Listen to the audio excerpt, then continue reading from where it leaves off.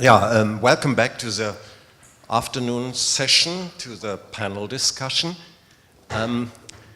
We had already a panel yesterday in the evening, and as it happens, yesterday the whole discussion turned towards general issues and the exhibition itself and what we learn from the exhibition, etc.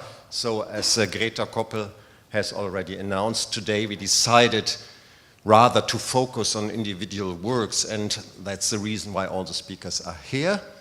And so we would like to invite you to put questions or remarks, make remarks on individual talks, on individual works, and I think the contributions that you heard this morning already are very simulative with respect to some questions. There are some really complicated problems here with the portrait of King Christian in Copenhagen, and of course with these altarpiece wings here in Tallinn. So maybe as we had no discussion after the individual talks, I think I would like to invite the audience first to ask questions or make remarks. Yes, please. So the mic is coming.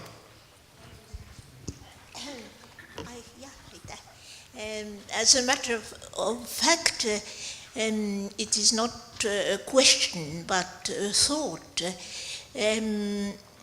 I think that it is maybe possible that Michel Sittow has been in Italy before he appeared in the court of Isabella, because the main works attributed to him reveal, by my mind, Italian influence. And it wasn't so complicated then to make a voyage to Milan or Florence. And as to the portrait in Castello Sforzesco, man in a red cap, I think that the attribution of that portrait to Sittow is more convincing than the recent attributions. I think that the master of Saint Ursula legend is not of that level. And it, of course, it is not documented, but even the voyage of Bernard Orley is not to Italy is not documented. So we know how it is with documents. That's all. Till, do you like to comment upon the attribution of the portrait in Milan? Well, we know. I mean, this is a fluid society, and of course, we today are looking very much at Europe with the eyes of boundaries. So there's the idea of Flemish art, there's the idea of Spanish art, there's the idea of Italian art, German art. But in fact, and I think Michel Sittow is a good example for that, to be looking at a pan-European cultural exchange. And of course, artworks from Italy have been in the north and vice versa, and people have moved, and with them artworks constantly. So it's always a possibility to see that. A specific link that we have, for example, with Gossart, where you have at every level the idea that there is a reception of antique sculpture and a different and a new sense of, for example, the human body. That is something that I don't really see with Sittow to the same degree. We cannot tell with certainty because there are known cases of artists who traveled to Italy and you do not find any trace of that in their works. Like in the talk of Anno Mans, if we would not know the sources, would we know that they had traveled to Italy? This is one thing. The second thing is that again, the Toledo altarpiece makes the lapse of time very brief between the training in Flanders and the appearance in Spain. And there is, of course, a possibility that he traveled with the Nacherer works or some works from the Memling shop to Spain. I think that is more probable than a sojourn in Italy or in Lombardy. Third, in Spain, he must almost definitely have met Pedro Berruguete, and at this stage, and Pedro Berruguete had been in Italy, and had so this might explain some Italian influences in Sittow, which I do not see as much, but Pedro Berruguete would offer an explanation for that, who was also very close to the court, and so it's very probable these artists met. And fourth, the master of St. Ursula legend is an excellent painter, and I have no doubts whatsoever, as I had also written in my book, that the Milan portrait is by him. So I do not have any doubts on that. Okay, are there other questions or remarks? Yes, please. Well, I get.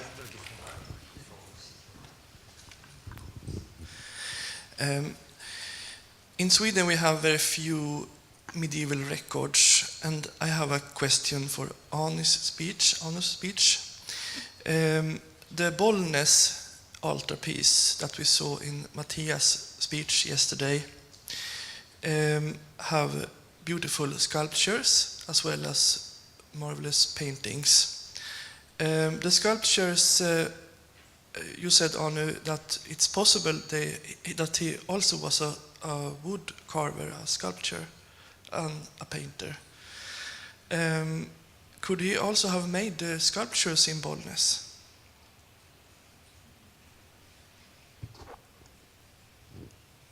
I don't think that I can answer this question. Okay. The sculptures in Bollnäs have been done by someone who has necessarily have been trained in the workshop of Tilman Riemenschneider. And there are several works by artists with close ties to Riemenschneider in the Baltics, also near the northern coast of Germany. And I do not see any space in Sittow's biography to have been worked in Würzburg in the Riemenschneider workshop. So I would like to exclude that. Okay, thank you. So, other comments, please, or remarks, questions? Yes, please. But there had been the theory that the sculptures were done in Tallinn, actually, because I think if I remember well, this is now a long time ago, that there was some other trace of works somewhat related to Riemenschneider in Tallinn. So the idea was that there was someone working in Tallinn who had this origin. But that the things were made on the same spot is relatively probable. So that the commission was done at one spot. Yeah. Thank you, Arno Mänd, for a very interesting presentation. I really liked the ideas that you communicated about deceiving documents and so forth. I have some comments and then a question. When you talked about Michel Sittow and his tasks in Tallinn and the Meerberuflichkeit and things like that, then even in the Netherlands, by the court painters, they sometimes make secondary works like they paint banners or coat of arms in a short period of time and have this make ephemeral architecture, for example, and paint it and carve it and so forth. So it is present also in other regions, not necessarily only in Tallinn, that they make secondary tasks. Another thing is about the terminology of conterfeiter, of a portrait painter. If you say that the terminus comes in the 16th century, it is clear from the documents, but maybe we should consider, if we look at the St. Mary's altarpiece from the late 15th century, and we have 30 depictions of merchants and the central figures are portraited, then we have to take into consideration that the interest in portrait painting and the interest in depictions is already present in the late 15th century, and we have artworks to prove that. So this is an important thing to bear in mind when we talk about the interest in portraits in the late medieval, early modern Tallinn. And maybe it has with tasks that we know about concerning Michel Sittow has to do with the fact, with the nature of the documents that we have, like the civic commissions and things like that, that we may not have this information about the private persons who were interested in the things and in the portraits. And another thing is that we have those tasks Michel Sittow makes with, which are involved with not important things, but we also have the knowledge that he made an altarpiece for Tartu goldsmiths, so he did different things. And also to really open up this discussion, I would really like to anyone who is willing to comment upon the Passion altarpiece and its connection to Michel Sittow, because I really liked Anno's comment that if the Passion altarpiece would not be connected to Tallinn, would they ever attribute it to Michel Sittow? And maybe the condition of the altarpiece does not allow that to make this assumption that the altarpiece is connected to Michel Sittow. So I would really like to know what the experts think about this attribution or this link between them.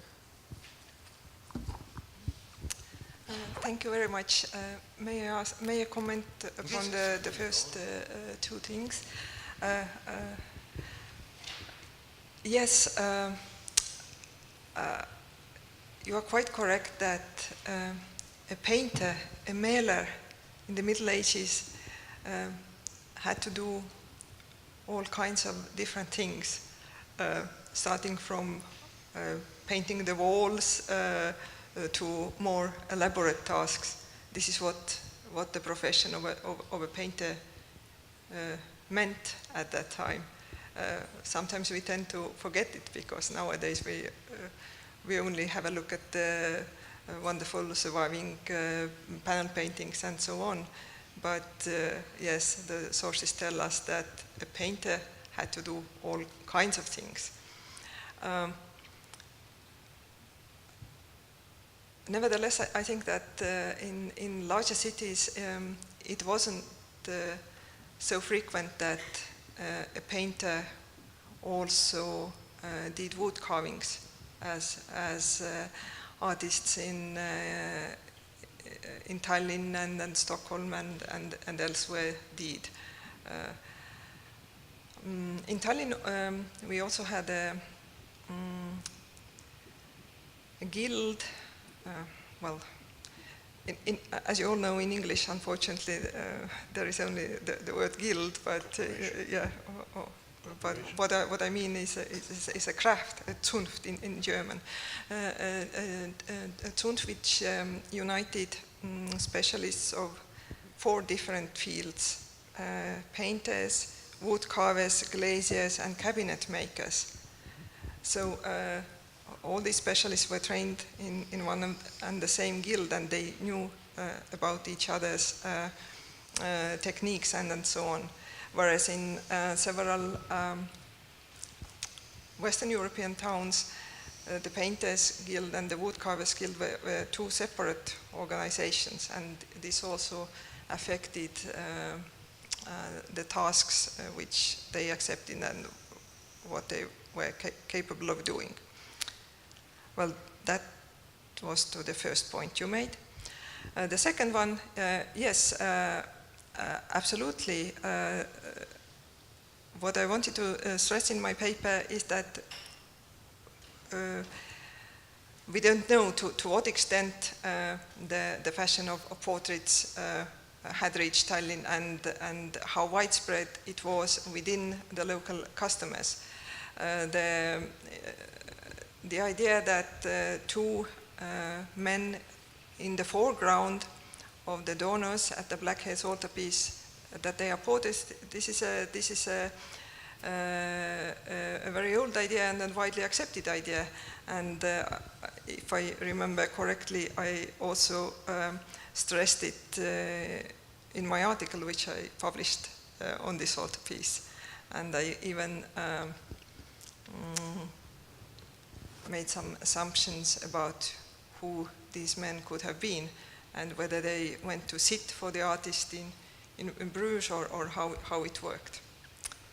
As for your third point, the fashion altarpiece, I would like to pass the word to other specialists. To all of us, obviously. But may I make another comment, a short comment on this question of portraits in cities? I mean, portraits, individual autonomous portraits, I mean individual panels with a portrait have to be distinguished in a way from a donor portrait and an altarpiece. And these, and of course, these portraits of donors in an altarpiece existed in the 13th and 14th century and so on, most often small figures at the feet of the Virgin or so. But the autonomous panel portrait developed obviously in the north, really in the 15th century, and in the first place, of course, in the Netherlands and in Italy, etc.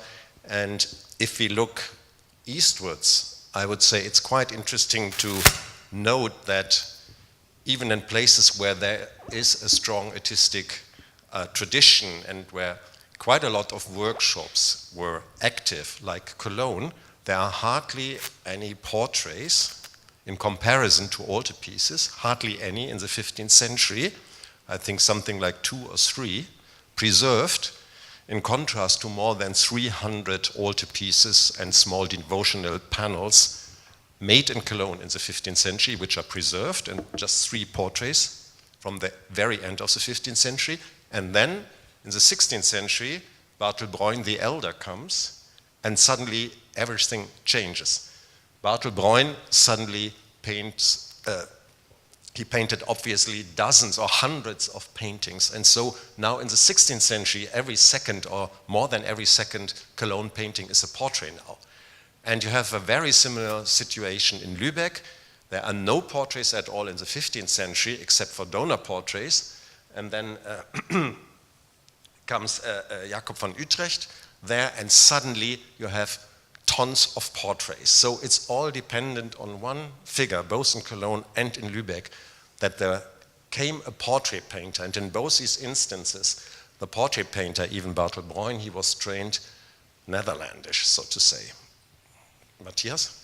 So 2 things. One, to the sources.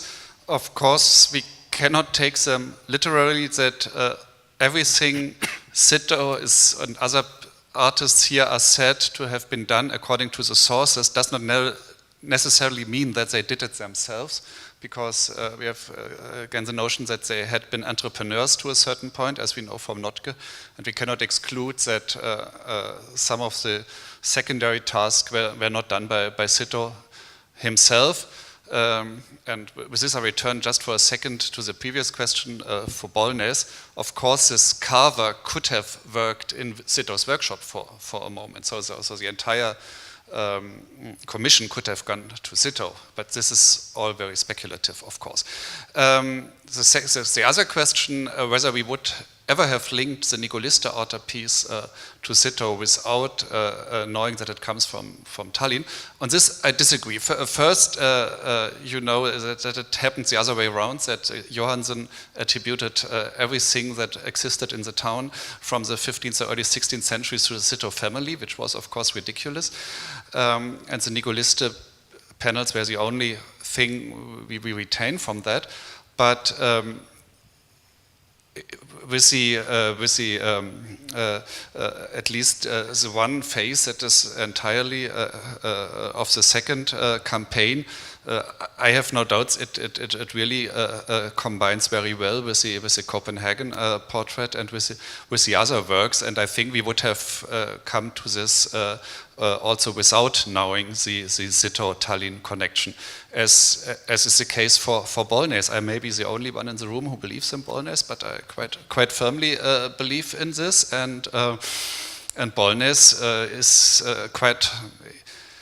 is historically not so far away from Tallinn, but at least there are no links that exist, no sources that would connect that with Sittow, and nevertheless this attribution came up, not by me, but by a Swedish historian, and I believe she was right. So I would contradict on that point. Okay. John? Oh, just on the question of portraiture, to point out that you get portraits at the early 15th century, but they're of royalty. Is Jean Le Bon, the profile portrait, and Emperor Sigismund. And then when you get into the 16th century, we talk about Bartel Bruyn and such, what it is, it reflects a rising middle class. Merchants. Yeah, certainly, but they want their portraits done. Absolutely, but it's remarkable that you have 15th century portraits in bourgeois centers in the Netherlands already around the middle of the 15th century, but not in Cologne. And only when Bartel Bruyn arrived did they really embark on it. Yeah. But the Lübeck case makes it probable that there was something of this kind in Tallinn as well, but we just don't know. But looking on not the a long-standing portrait tradition. Yeah, but there we are in the second decade, so towards the end of Sittow's life. And then the situation, of course, changed also with the Reformation, that the traditional tasks died away and there were new tasks for the artists. Maybe in that context, it's also important to kind of again think about structures. So, for example, if you have a guild, or the English word, according to me, is corporation in that case. Sort of your guild being the religious, and corporation the craftsmen association. The corporation, a corporate altarpiece, or for a guild, you would find that in Bruges with individual donor portraits.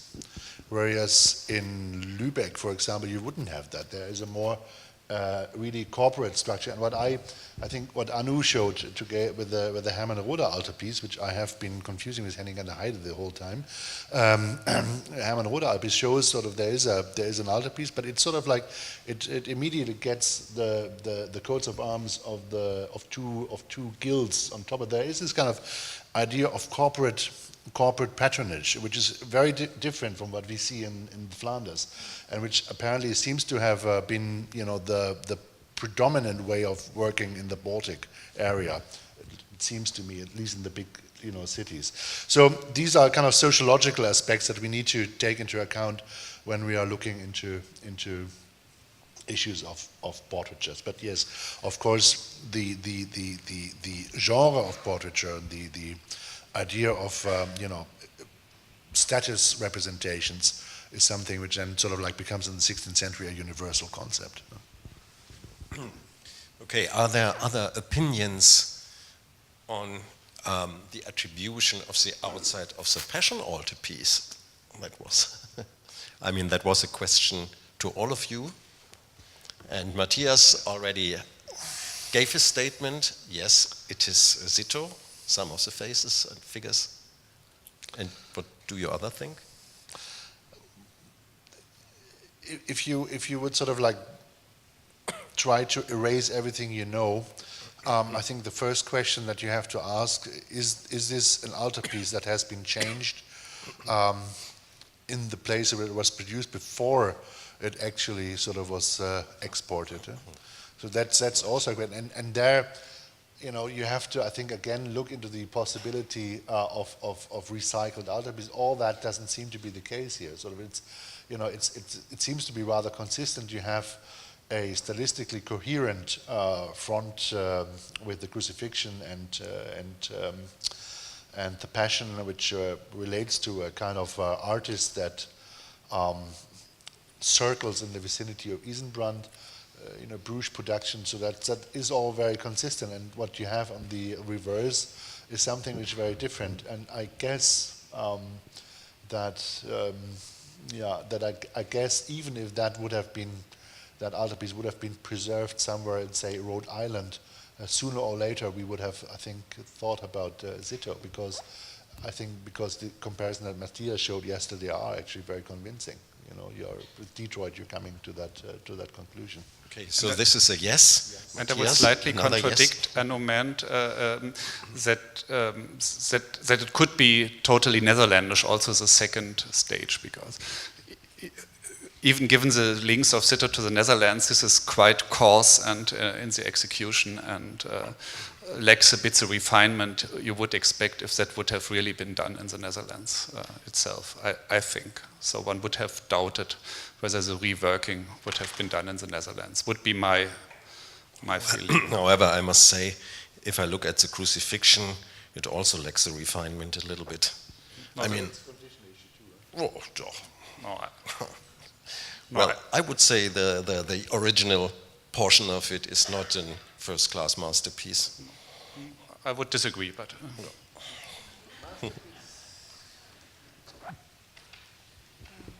Just one thing, I want to say that it doesn't decrease the value of the altarpiece if it's not done by Sittow.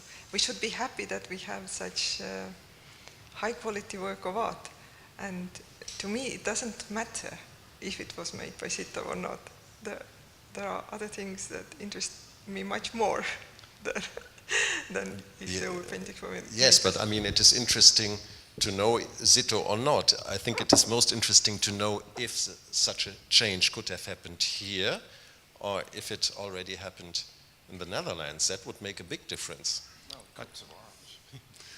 But I am with Anno's meant that the obsession on names really blurs the view, and it is really important to look, and especially one has seen that with Sittow, with so many wrong attributions over the last decades and a century, that the obsession with names can mislead a lot. And one thing I still wanted to say yesterday when I was asked about how many works I accept, if we have around 14 works that can be linked to Sittow, this is quite a lot. We have other painters, we have a lot of paintings of the highest quality, and we do not know a second piece by the same master. We have this a lot, around 1500. So 14 is at the end not as small a number as you would assume. And if you have hundreds of works that can be linked with Kranach, this is also due to the fact that there was a huge workshop, which we cannot assume for Sittow in the same way as a court painter, and more depending on his own, at least in the time before he came to Tallinn. So one has to bear this in mind and not lament that there is not more, but rather be happy of what is there, which is quite a lot, I think, after given all the situation. Yes, please. At some moments before, when you said you expressed your opinion on the passion scenes, they are very uneven. There are very good parts, there are very beautiful hands, and there were terrible hands by, for example, Mary Magdalene.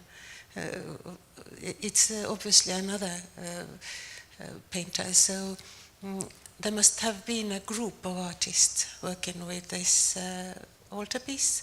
One of them certainly made the landscape, which is gorgeous, and the drawing which you can see without any infrared rays below the paint layers is really mastery.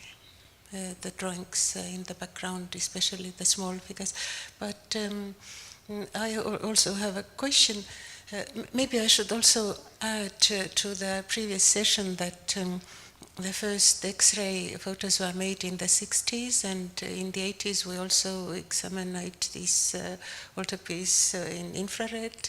We just couldn't document perhaps so well everything, but some 10 articles were edited in the 60s by my Lumiste and later by me. And I also have a question concerning the disciples of Michel Sittow. I've heard something about Jürgen Dreger, yes, was one of them, and another name was here mentioned today. So what about them? What do we know about them? Thank you for your question. Actually, Jürgen Reger is only an assumption by Johansen. There is actually no proof that he was ever a disciple of Sittow. They certainly must have known each other very well. That's for certain. I mean, they worked in the same town at about the same time, but we don't know if their relationship was that of a master and disciple. Yeah. Actually, as I also mentioned in my paper, the only disciple known by name is this Borchert. Yeah, fine name. I'm sure you agree. Okay, more questions, remarks?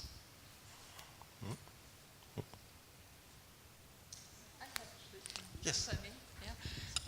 In connection with the last question of disciples or assistants, is there any knowledge about Sittow's workshop when he worked in the Netherlands or in Spain? I think he had none from the. There's no. Well, why shouldn't he have none? From the Spanish documents, you would assume that they're. But it was quite normal that painters had at least someone to do their colors and to do their groundings and. At least we cannot say anything on that. Okay. But he was really not, also in the Netherlands he was for months, he was not for years established there, and I think it makes it a bit difficult to assume a workshop. If I'm not entirely mistaken, we have no record of Sittow actually setting up his own shop in Tallinn. In the Netherlands. Yeah, but in Tallinn. So that would indicate that he becomes an itinerant artist. So he's sort of like, being trained. He's sort of, we have no record there. So there would have been, itinerant artists, I think, are really single persons who are going from place to place and sort of working here and there, and not necessarily a collective, like a painting circus that goes from town to town. It is a problem. I think if you look at itinerant artists, court artists, it's sometimes you have indications of additional people working with them, sometimes not. I don't know the court documents in Spain well enough to know what the general situation is, but we have many court artists, of course. It's now a long time ago, but they are quite detailed, and I remember that adjutantes, so helpers, are mentioned, but not for these artists, and so I would assume they would appear in the sources if they would have been. And one thing with Juan de Flandes, who worked with him at the court of Isabella, you see the establishment of a workshop once he leaves the court. Then you can recognize in the works the participation of assistants, and but not during the time at the court. I mean, that is a completely hypothetical thing, but you could assume that the dotation that the court artists get, for example, if I'm not mistaken, Stephan, you have looked at the court documents as well in Burgundy, we have single artists who are paid not necessarily their assistants. So you could assume that the global money that they get from court for their services include actually their coverage of whatever personal assistant they needed. So that's a possibility. Well, that is certainly true for the Burgundian court. Jean de Beaumais, for example, was paid for 26 panels for the Charters of Champmol in the late 14th century, and 2 of these 26 panels were preserved, and they were definitely made by 2 different painters. So this is, of course, a workshop. But you don't have this in the series done for Isabella.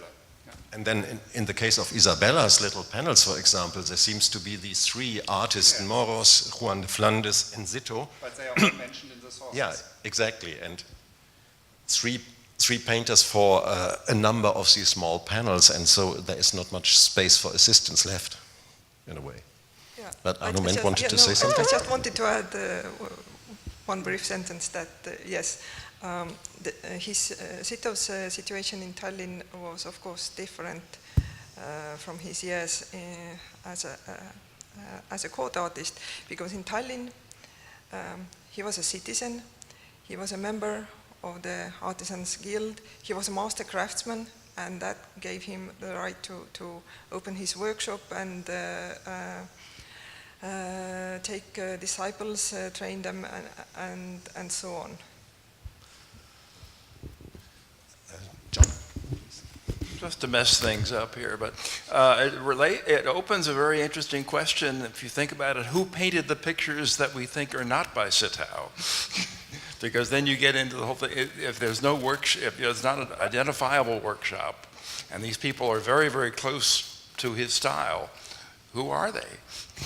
Ariane, please. Just a short comment on Christian II, because from your talks it suggested that this was not the first version, and since the quality of the second version, or maybe it's the third or fourth, is so high, it sort of seems to prove that there was no, physical proof that there was no assistant working there. Or maybe it proves that the assistants were very skillful. Like, for example, Kranach's assistants were very, you can't really tell what Kranach made and what his assistant made. That's another very typical assumption that we always make, that you can distinguish the master himself from the assistants. So that's true. However, I mean, we are now approaching the issue of the Danish portrait of King Christian, and I think I have a question there, and probably some other in the audience too. I will put my first, as I have the microphone. You showed these nice slides showing the painting a little brighter than it is in fact. And I had the impression, you mentioned his proper right hand, which is not so very well drawn. You said the hand and the cuff, they do not look so extremely good. And what one could see in your slides is that the whole body is rather flat and awkward. And this is strange because the face is fine, and if one looks at the portrait in Washington, Diego de Guevara or not, I mean, this is a body shown in motion and from the side, and it's extremely convincing. It is perfectly drawn, and the way he bends his head down and brings his hand to his heart, everything is absolutely fine. If you look at the portrait in Copenhagen, you see a flat surface. I mean, everything in his coat is and then you have these folds here of a brocade, and everything is absolutely flat, unconnected, and uncorporeal, so to say. And I was really wondering how to explain that.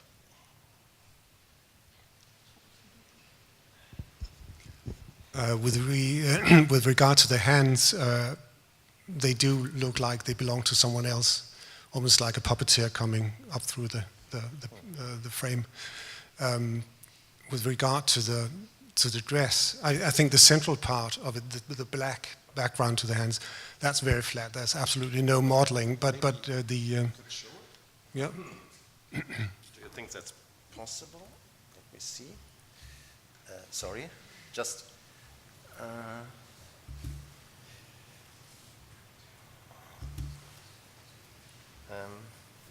Can you give us the PowerPoint? Yeah.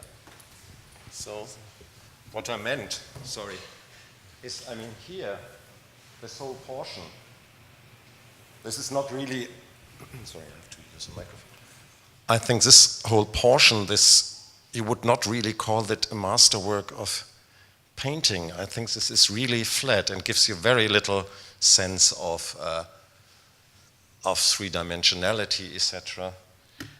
And of course, this is just a small portion, but if you look at some of the other works, which are also very small, I would say that just looking at the drawing, not the actual execution of it, there is, for me, quite a difference. Matthias does not agree, I see. I wouldn't see I wouldn't assume the difference to be so big to Washington. But the question is, of course, whether the fact that earlier portrait is overpainted here plays a role in this, that it affects the conception. That would be something to discuss. But this would contradict then Poulsen's theory that I must say I found quite convincing, that this is a replica done by Sittow after a previous version by Sittow, because then you would assume that it was made in an entirely different way and not be affected in any way by the portrait beneath. Difficult. I do have a short question in that context as well, because all the time I've been wondering who is the artist who painted the painting below, because we kind of do seem to assume that's Sittow, but why does it have to be the case? It might be sort of like one of the many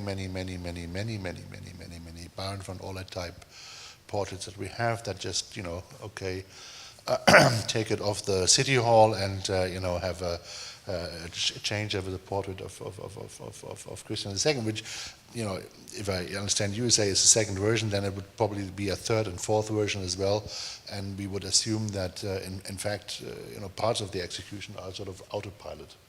But I mean, that would explain what you were pointing out. But what is seen from the first version is so close to other portraits we know of the young Charles, and had already been published by Else Kaisers, I think, that it looks really logical that this was one of these standard portraits that he overpainted. It really, from the conception of the image, it really does not look like the other words we link to Sittow.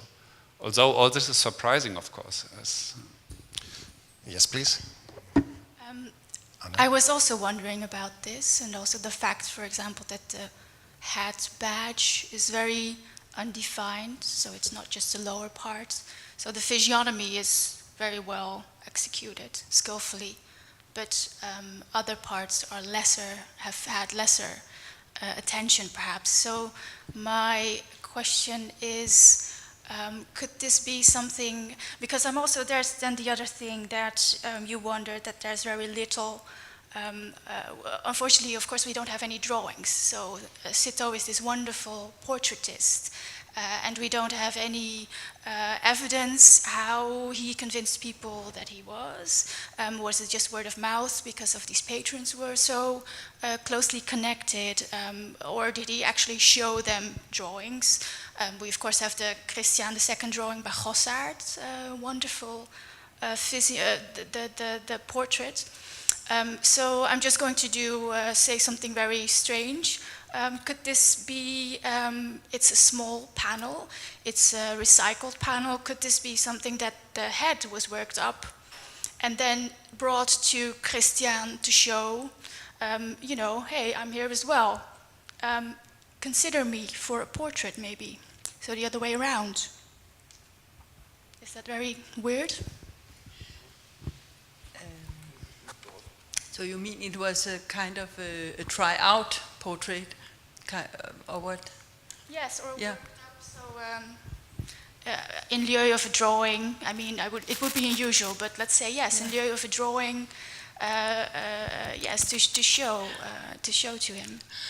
First of all, I think that there was a drawing for this portrait, because you didn't make portraits at that time unless you made a drawing first.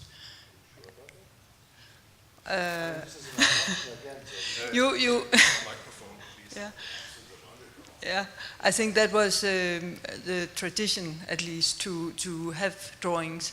So this might have, Sittow might only have drawn the king when he was in Copenhagen and painted this in the Netherlands or somewhere else, we don't know. To me, that is perfectly likely. Was that what you meant? No, I agree. I was just wondering, it was just an open question. I agree with that. It's just an open question to think about the function of this and to explain maybe the differences in... But I think that it was not to Christian he should explain these things. It was to the Habsburg family. That was a promotion project to kind of introduce the king to the Habsburgs, because they were very important political figures. Do I understand you correctly? Yes, no, I understand you. Yes, Okay. thank you. Yeah. I was just wondering about the quality you mentioned of the lesser quality, which I don't quite agree with you, of the fur, and especially that lower left corner where he really makes such a fantastic detail that draws the eye to that wonderful, I don't know how do you call it, but it seems to me such high quality. And then I didn't really notice the flatness, but once you mention that, you can tell, yes, it's a bit flat, but your eye is so much drawn to the fur, and he's really ambitious in his depiction of different furs. That is true. I was not speaking about the painterly execution, but otherwise I find it extremely flat. And I must say, even the brocade here, it's something flat on the surface. If you compare it to the Washington portrait, that is different, whatever it means. But nevertheless, I have another question concerning the thing. I mean, there is this, obviously we all agree that there is the Archduke Charles, future Charles V underneath. And there is a date 1515. So the original portrait of Charles could hardly have been painted earlier because he was born in 1500. So that would mean, Netherlands or not, Netherlands or Copenhagen, that would mean that Sittow would have taken a brand new, freshly painted likeness of the Archduke, the leading Habsburg prince, and painted Christian on top, and this is not very likely to me. And thus, I mean, we can likewise assume that the date 1515 refers to something in the life of Christian, but that, for example, this portrait could have been painted later. I don't know, the Nigolista altarpiece must have been repainted very short time after its creation as well. So I think these cases just existed, and it's difficult to within Sittow's career, it's difficult to date this much later. Of course, you could go after what you said, which I found quite interesting, that the date could have been applied directly in connection with the new painting. Then you could argue whether the date even refers to the first painting, but I would not. Well, I do not know, but the Nigolista thing is the iconography of an altarpiece was changed for unknown reason, and this is of course not a very ordinary case, something special. But here, I mean, this is a prince, a king, who married into the Habsburg family, and he had his likeness painted on top of a portrait which must have been brand new of the Habsburg Archduke, the emperor-to-be. I mean, this is strange, at least. I mean, there must have been a little piece of wood available there.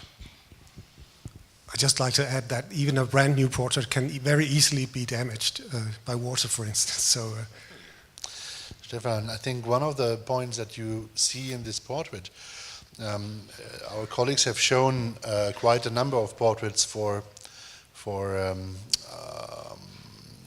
Christian II. They all have a very, very distinct feature. They show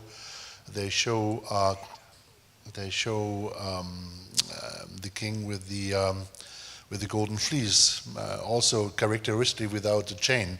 Of course, that has been given to him in 1519. So, in your, this is conspicuously absent here. It's sort of like it would be otherwise, I think, included if we would add more time to it, I think. That is a very good point. But can I make a comment here? Yeah.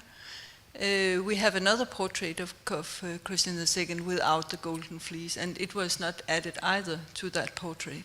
And so when is that portrait? Could you use your microphone? Yeah. Please, dear? It's probably 16 or 17, but it's also unsure. the- But yeah, it's yeah, unsure. Yeah.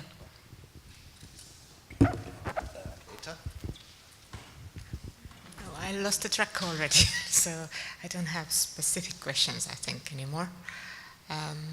It is a very confusing work, and really, like, if to think it's the Charles underneath, so it would make the earliest date 1515 for the painting too, and I find very convincing what Matthias yesterday showed.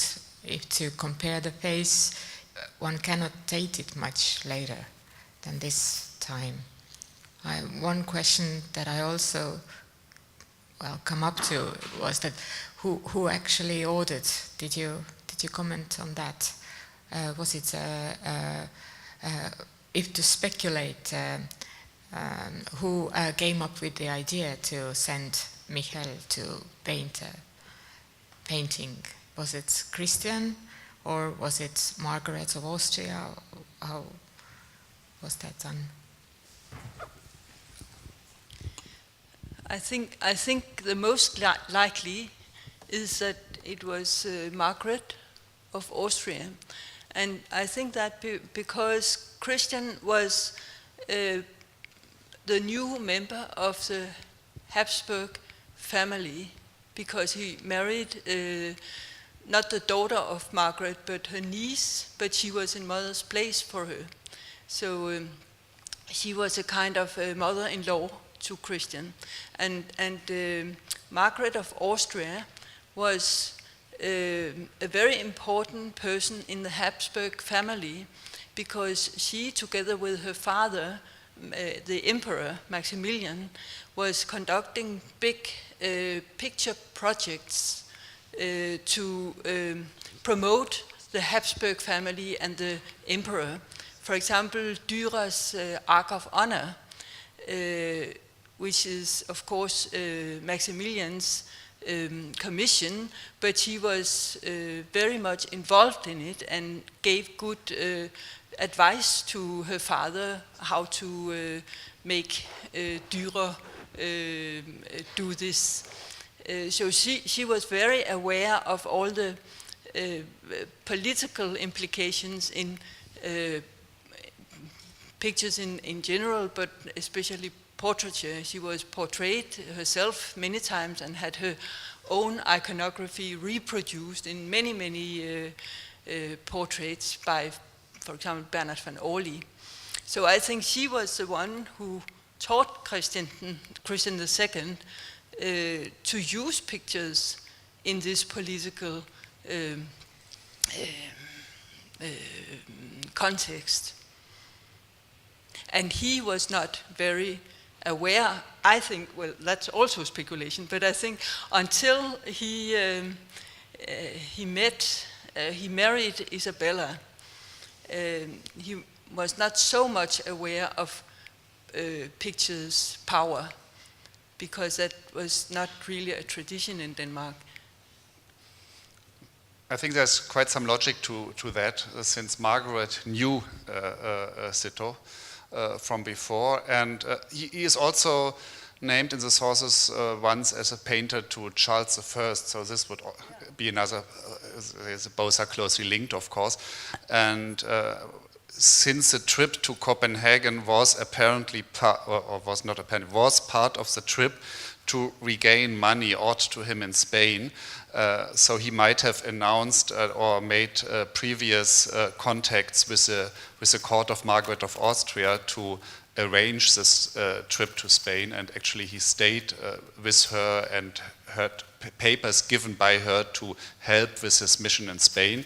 And so there's quite probability that he had written before to the court of Margaret of Austria, and that she then arranged this trip via Copenhagen, because there was a need in view of the marriage with Isabella to have a portrait painted. So that would really make sense for what we know from the sources. I think it was quite a good point. And now Anu wanted to say something. I interrupted her. Sorry. No. I have a question to you, Hanne. Maybe it's irrelevant, but what immediately caught my eye with this portrait is this absolutely plain hand. There are no rings, what you usually associate with important persons. When you have a look at the, I don't know, portraits or donor portraits of merchants, let's say, or other powerful people, they have several rings. I mean, I don't expect to find a wedding ring because this was not yet an established tradition at the time, but there are no rings whatsoever. And this kind of surprises me. I don't know. I don't know why he doesn't wear any rings. But yeah. Is there something in the medal that you found with your technical studies? No. Nothing. No. The medal is empty. Yeah. And yes, very surprising. There should have been something. But I'm sorry, there isn't. So, but that's really surprising. And you know, he doesn't have any rings, but he has a sword. So yeah, and there are no identity markers on this painting, but that is not unusual because the people that it was intended for knew the king. So it's first when you use printed portraits, you need to make identity markers because they are intended for people who don't know you. And don't forget that there's no frame, and there could have been. Yeah, sure. Also, yeah, I forgot. As we have in many cases.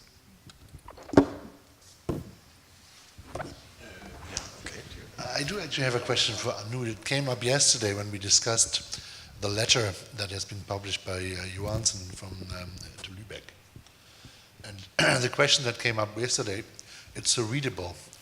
Is it Sittow who is writing this? Now, when you showed that document today, I was just wondering, is it still preserved or not? Because this kind of super readable handwriting in the Bruges archives, you would find that actually with copies made after original receipts. Just wondering if we are looking at a copy or not. This document, Appellationen aus Reval 1718, belongs to the document still missing since the Second World War. Mm-hmm. So, are there other questions or remarks?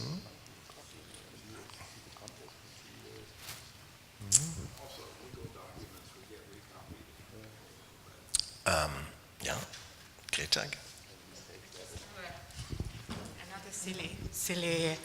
Silly comment, but I dare to ask. So, imagining that this is a replica or a copy, it's still odd to me why the hands are so loosely painted or badly painted, and also why the badge is empty, or on the hat. That maybe if you paint the first portrait, you expect that there will be a, I don't know, pilgrimage or what order, or that he should join, but could we assume that the original was painted, the badge was left empty, and then the replica copied it like with an empty badge?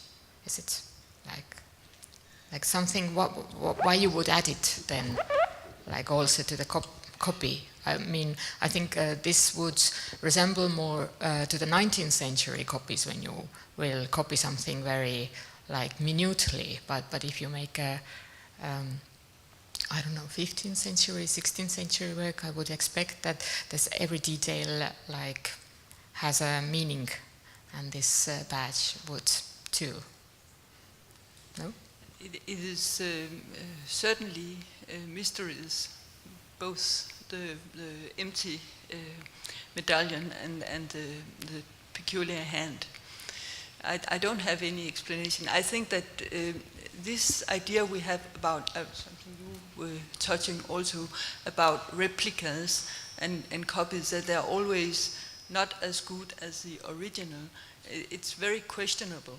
You don't know actually, and I think that if this is a replica that Isabella got with her, brought to Copenhagen when she first met Christian II in July 1515.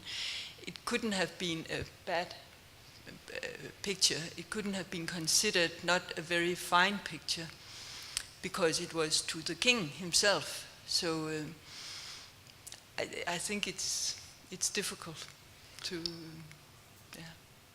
But there are other cases of empty devices around 1500 or empty inscription plates that were never inscribed. You found that in other works of the period. It's not completely unusual.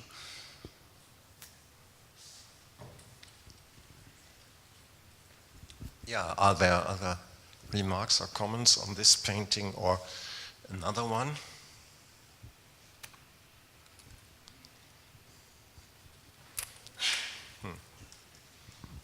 If I may ask a question concerning the Hague portrait.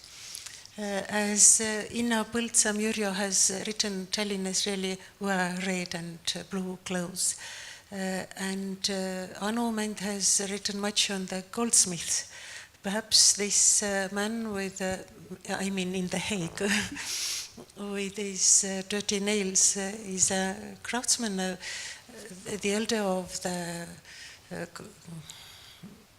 Zunft, somebody very important among the craftsmen in Tallinn.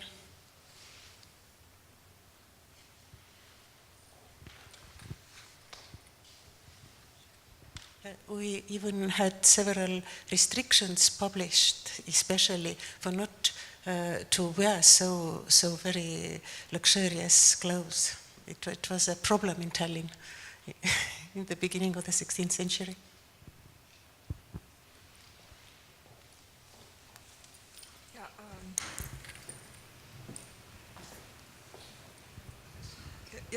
Sorry, I totally forgot about my bonus track. I just prepared it last night after Ariane asked yesterday if it would be possible to establish if the dress is of Tallinn or elsewhere. And then my argument is that it's not possible to distinguish a wealthy merchant of Lübeck from that of Tallinn. They were very hanseatic merchants. They were very international. Pieces of dress traveled, fabrics traveled.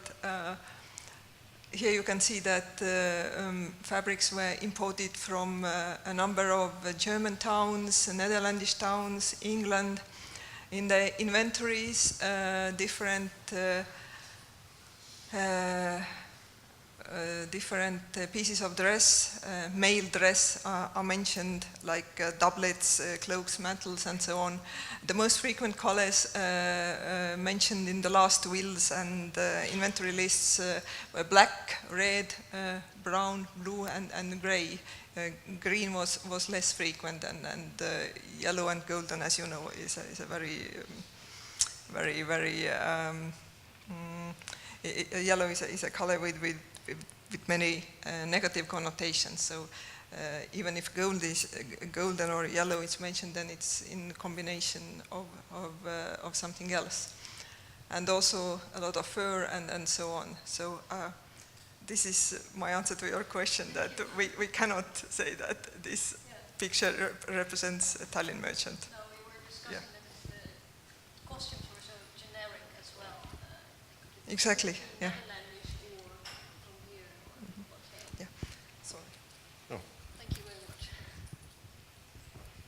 Till? I just suggest that you use the microphone. Oh yeah, it's a microphone. Again, forgot. Yeah.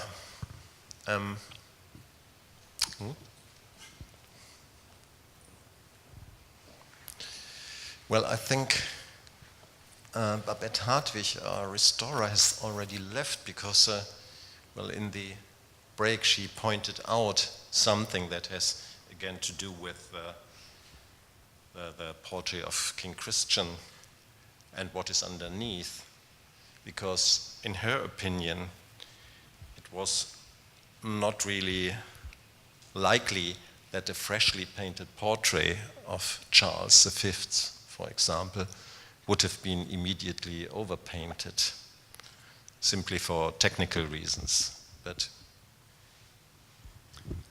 I agree. You would have to let the paint dry, of course, and yeah, there's a thin coat of varnish, and you wouldn't have varnished the painting if the paint wasn't completely dry. Yeah, and so what do you estimate? How long would it take to finish the painting, have it dried, have it varnished, have the varnish dried? That's hard to say, but we shouldn't forget that these are extremely thin, ultra-thin paint layers, and that in itself makes it likely that they wouldn't have taken very long to dry as compared to, let's say, 19th, 20th century paint layers. Also, I didn't mention, but there's quite a lot of lead in many of the paint layers, not necessarily lead white, but litharge, for instance, and other dryers, and there's umber, and all these materials makes the paint dry fairly quickly. But it's hard to say exactly how long one would wait. May I make a comment? Yeah, you have mentioned twice that it must be Charles at an age of 15, but I think it could be Charles at an age of 13 also. You can't really tell the difference with these portraits, and yeah, so it might be earlier, and it could. We don't know that it is the young Charles. It could also be Philip the Handsome, his father. So it could be much earlier, actually. That is certainly true. I was only referring to the portraits you showed of Charles V, and it looks quite like Charles V. And to the date that is normally given to these portraits, I mean, of course, you cannot distinguish if the person portrayed is 14 or 13 or 15 years old, but it seems to be a type of the approximately 15-year-old.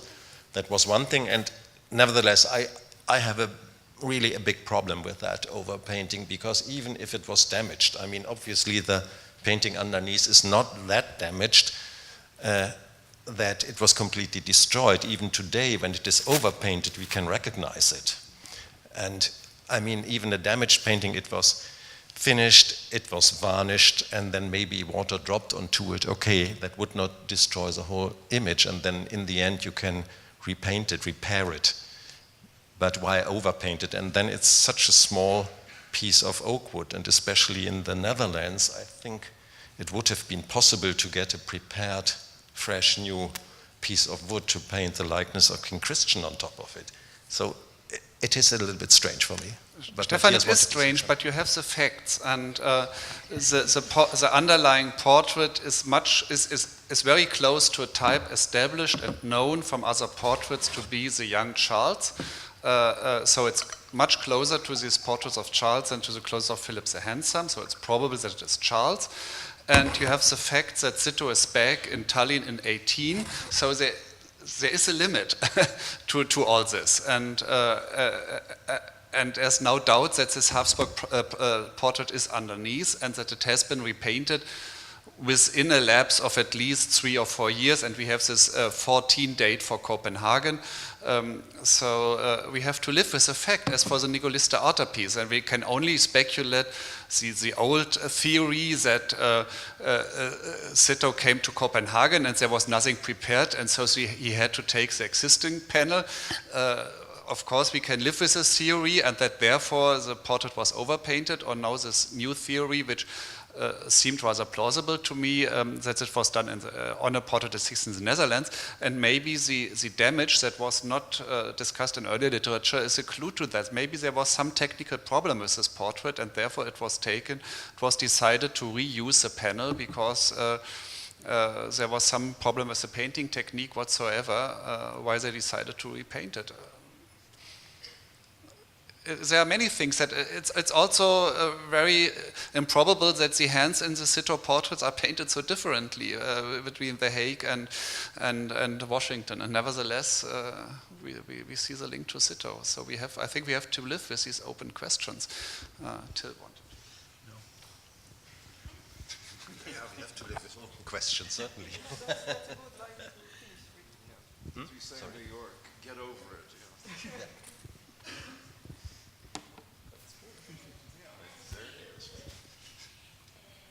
I think that there are no comparatively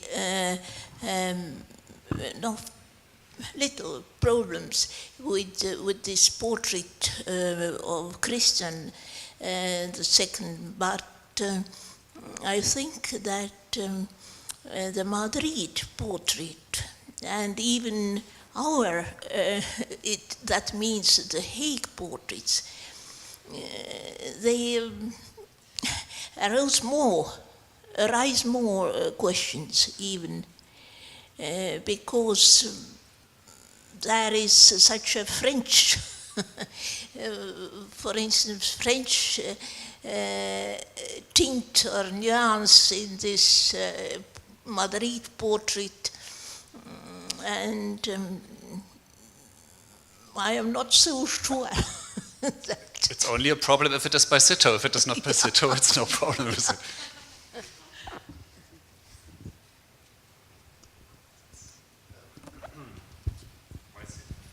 The obsession with names is so harmful. Yeah. Of course, we've been talking quite a lot of names, if it is Sittow or not, if the portrait in private hands is Sittow or not, is the one in Antwerp from the storage is Sittow or not. Of course, we were talking all the time about names. I mean, this is something we cannot avoid in a certain way. And yeah. Now, what strikes me at the end of this, which we haven't really mentioned, is that we have destroyed the Detroit Magdalene and the Vienna portrait. They are up for grabs as to who they might represent or how they represent them. It's just, I think one of the things about the symposium is that we really undermined the traditional or recent identifications of who the sitters might or might not be.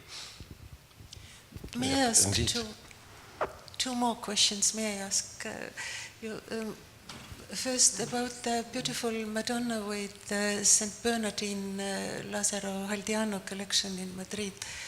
To whom is it attributed now? Because in 2000, in the year of Charles V, it was attributed to Michel Sittow, and I know it's not anymore, but who is the author of this painting?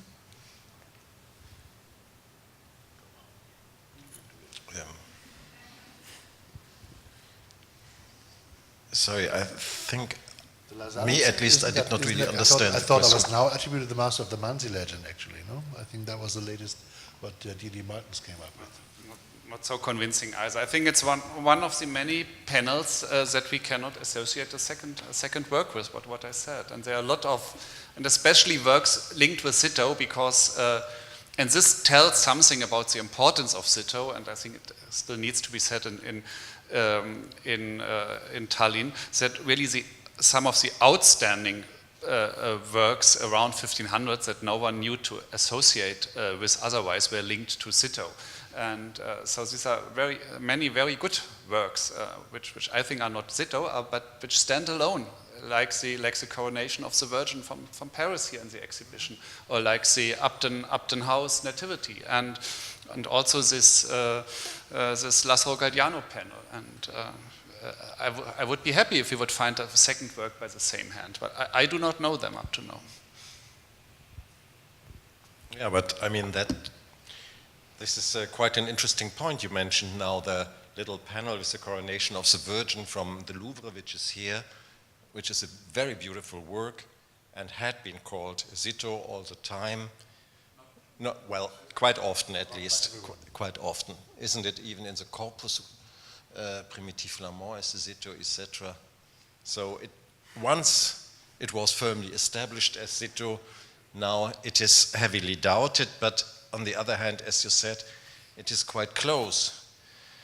If you look at the work in the exhibition, I mean, it's not so easy to distinguish it from the other works and to say, no, this is not. And in my eyes, the same applies to the man from the Palacio Real with a long beard. I mean, this is a heavily damaged work, but it is not so strikingly different from the rest. This is on the one hand side. On the other hand, for example, the Toledo altarpiece shows these distinguished Sittow features, especially the female face. It's exactly more or less a type. But the painting itself, so the handicrafts applied there, looks quite different. And I mean, we are so, to say, forced. Different, but not the treatment what can be seen by X-ray and the underdrawing. Well, underdrawing, do we have underdrawing by Sittow?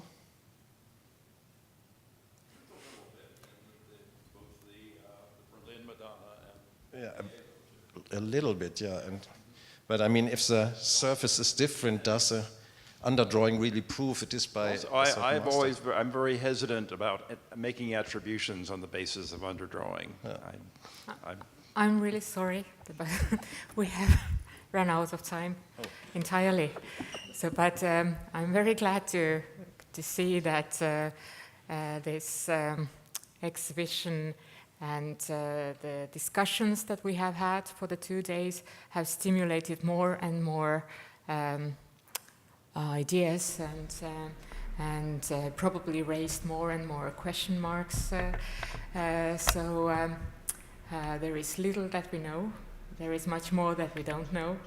But thank you for these different insights from the perspective of conservators, from the perspective of historians, and also I think it's important to remember that it takes a lot of creative thinking to put it all together, but it's very important to look at the paintings, and we still have time to do that today, to go and look again and maybe see more. Thank you. I think we all need to thank Greta and everybody who put all this together.